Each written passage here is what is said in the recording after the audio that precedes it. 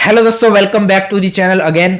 So today we are going to predict India's AFC Asian Cup qualifiers draw, जो कि कुछ ही दिनों में होने वाला है। 9th ऑफ दिसंबर को ये ड्रॉ होने वाला है। And as we know, India is in pot 1। Total 4 pot है, तो देखेंगे कि भाई पोर्ट 2, पोर्ट 3, पोर्ट 4 से कौन कौन सी ऐसी टीम है कि अगर वो इंडिया को मिली तो इंडिया का जो क्वालिफिकेशन का रास्ता है और ज़्यादा वो मुश्किल कठिन हो सकता है, या फिर कौन कौन सी ऐसी टीम अगर इंडिया को मिलेगी तो जो ये रास्ता है वो थोड़ा सा ईजी बन जाएगा। एंड साथ में ये भी देखेंगे कि किस तरह का फॉर्मेट रहने वाला है। एंड में हम देखेंगे कि क्या इंडिया के कितने % चांसेस इस बार एएफसी एशियन कप क्वालिफायर्स होने के हैं।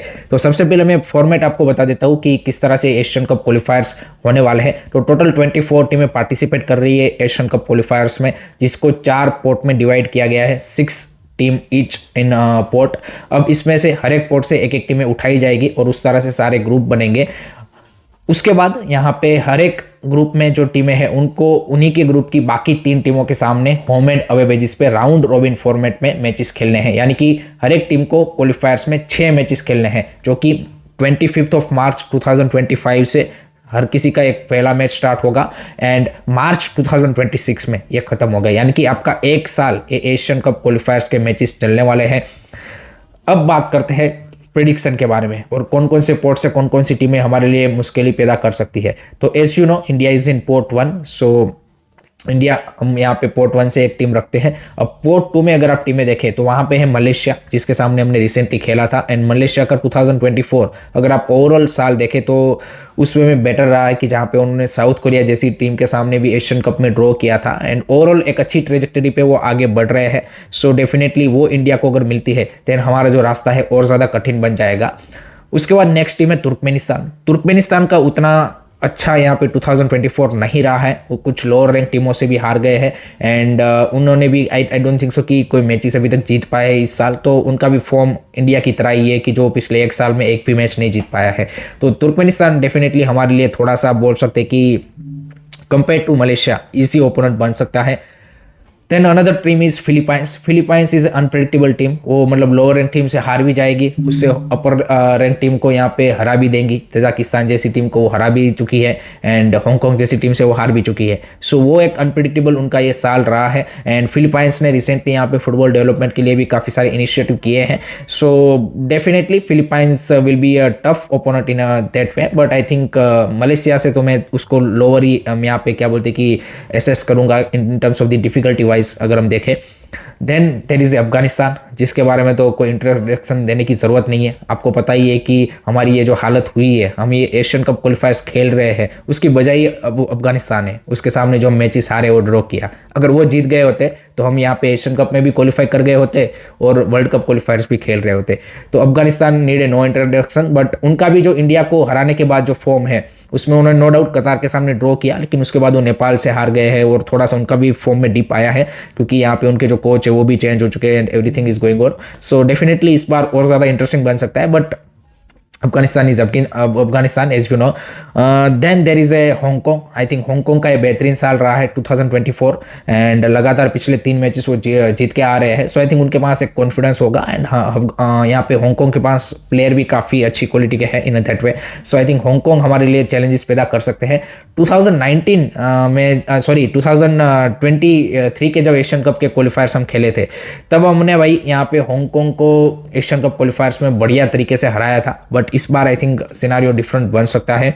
And then there is a Yemen. I think यहाँ पे गल्फ कंट्रीज है, तो डेफिनेटली वो पिछले 1 साल में उस तरह से रिजल्ट प्रोड्यूस नहीं कर पाए, but they played against the higher rank teams. तो ये भी एक उनकी रियलिटी है। ऐसा नहीं कि भाई लोअर रैंक टीमों के सामने वो खेले हैं। एंड अभी रिसेंटली वो Bahrain, Iraq and Saudi Arabia के सामने भी खेलने वाले हैं। सो यमन भी हमारे लिए चैलेंज पैदा कर सकता है। ऐसा नहीं है कि हमारे लिए इजी रहेगा। तो अगर आप पोर्ट 2 से देखें तो सारी ये पोर्ट 2 की ऐसी टीमें हैं कि जो इंडिया के लिए, इंडिया का जो रास्ता है एएफसी एशियन कप का और ज़्यादा, जितनी पोर्ट 2 से हमें टफ टीम मिलेगी, मलेशिया हो गई, अफगानिस्तान हो गई, या फिर फिलीपाइंस, हांगकांग, उतना ही इंडिया का जो रास्ता है वो डिफिकल्ट होने वाला है। जितनी कमज़ोर टीम या फिर आउट ऑफ फॉर्म टीम मिली तो इंडिया के लिए थोड़ा सा यहाँ पे होप बनेगी कि हाँ भाई वो भी आउट ऑफ फॉर्म आ रहे हैं। सो वहाँ से कोई उम्मीद बन सकती है। तो मेरे हिसाब से तो I think Turkmenistan would be the at the moment seeing the all the condition, मेरे को लगता है कि they would be the better you can say opponent. But I think Hong Kong, Yemen भी मिल जाता है, then also I think India can you can say कि मेरे को लगता है कि निकाल सकते हैं। तो this are the pot 2 situation. Now let's move on to the pot 3।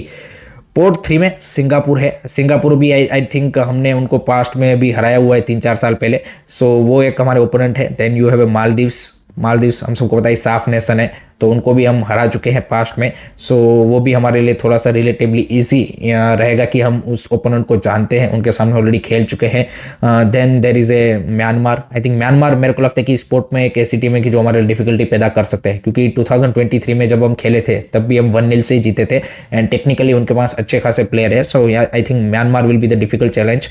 फिर है ताइवान। ताइवान आई थिंक मेरे को लगता है कि वो भी हमारे लिए रिलेटिवली इजी ओपोनेंट बन सकते हैं फ्रॉम पोर्ट 3 की, जहाँ से देखिए पोर्ट 3 में और पोर्ट 4 में ऐसी टीम है कि जहाँ से आपको होम एंड अवे में 6 पॉइंट लेने ही लेने हैं। अगर वहाँ पे आप पॉइंट नहीं ले पाते हो देन आपका जो क्वालिफिकेशन का रास्ता है वो और ज़्यादा डिफिकल्ट बनेगा, क्योंकि आपको टेबल टॉप फिनिश करोगे तभी आप क्वालिफाई हो पाओगे। So I think Chinese Taiwan is another team की जहाँ से हम मैच मतलब उनके मैचेस हम निकाल सकते हैं। Then there is a Nepal. I think Nepal हम पास्ट में काफ़ी बार खेल चुके हैं, but Nepal is a difficult opponent. मेरे को लगता है कि नेपाल एंड इंडिया का होम एंड अवे में मैचेस होना एंड पर्टिकुलरली दशरथ माझी में जब मैच होगा अवे में, then I think it will be difficult for us. So Nepal को मैं अवॉइड करना चाहूँगा। आई डोंट थिंक सो कि we have to go with Nepal. And then there is a Bhutan. तो आई थिंक भूटान मेरे हिसाब से सही रहेगा। भूटान अगर आएगा तो आई डोंट थिंक सो कि उतना ज़्यादा में डिफिकल्टी होगा। सो इस स्पोर्ट से मैं म्यांमार, नेपाल एंड सिंगापुर भी अभी मैं सिचुएशन को देखते हुए मैं चाहूँगा कि अगर वो भी ना मिले तो सही है। तो आई थिंक अगर चाइनीज़ ताइपे यानी कि ताइवान मिल गया तो सही है, देन आपको मालदीव्स मिल गया तब भी सही है, भूटान मिल गया तब भी सही है। आई थिंक ये 3 ओपोनेंट मिल जाएंगे तो ज़्यादा कंफर्टेबली हम मैचेस निकाल सकते हैं। बाकी ओपोनेंट मिलेंगे देन अवे में जो फिक्सर्स है उसमें इंडिया की डिफिकल्टी और ज़्यादा बढ़ सकती है। Then there is a pot 4। Pot 4 में तो ऐसी टीमें होनी है जो कि यहाँ से आपको 6 पॉइंट लेने ही लेने हैं 100% गारंटीड। बट उसमें भी ऐसी टीमें हैं कि जो इंडिया को भाई सरप्राइज कर सकती है, पर्टिकुलरली अवे मैचेस में, जिसमें बांग्लादेश, पाकिस्तान एंड श्रीलंका। ये तीनों हमारे साफ नेशंस है। इसके सामने हम पास्ट में खेल चुके हैं, लेकिन Bangladesh recently opted for that naturalize origin player Hamza Chaudhry जैसे प्लेयर आ रहे हैं। रिसेंटली बांग्लादेश की ट्रेजेक्टरी भी अच्छी रही है। Pakistan is also using the origin player, Sri Lanka is also on the same way and उसके चलते उन्होंने आप देखिए यमन जैसी टीमों को भी हराया है रिसेंटली। सो आई थिंक ये 3 टीमें ऐसी है कि जिसको हमें अवॉइड करना चाहिए। एंड पाकिस्तान का तो एक अलग से रीज़न है कि भाई पाकिस्तान में अगर मान लीजिए कि हमारी गवर्नमेंट ने वीज़ा अलाउ नहीं किया और हमारी टीम को ट्रैवल करने के लिए अलाउ नहीं किया तो हम 3 पॉइंट उनको गिफ्ट कर देंगे। एंड उनके प्लेयरों को भी अगर इंडिया आने का वीज़ा नहीं दिया देन वो भी 3 पॉइंट हम उनको गिफ्ट कर देंगे। तो टोटल 6 पॉइंट का मैक्सिमम लॉस जा सकता है, या फिर अगर ट्रैवल नहीं किया तो 3 पॉइंट का लॉस जा सकता है। तो आई थिंक उससे अच्छा है कि पाकिस्तान को हमें अवॉइड करना चाहिए, हमें नहीं मिलना चाहिए वहाँ से पोर्ट 4 से। बांग्लादेश, श्रीलंका फिर भी मिल जाए तो सही है, चलो कुछ कर लेंगे यहाँ पे अवे में जैसे तैसे भी करके, ड्रॉ भी मैक्सिमम हम निकाल लेंगे। तो ये वाला सिनारियो है। उसके अलावा 3 टीमें हैं आसियान कंट्री की, Brunei, Laos and Timor Leste. तो I think Timor Leste and मैं चाहूँगा कि ब्रुनेई अगर मिल जाए तो that would be good. Laos भी मिल जाए तो सही है मेरे हिसाब से। आई थिंक उनके सामने हम यहाँ पे जो 6 पॉइंट है वो डेफिनेटली विन कर सकते हैं। So this are the all the pots team. अब मेरे हिसाब से जो मेरे को लगता है कि क्या प्रिडिक्शन होगा, I think from pot 2 we will get Turkmenistan.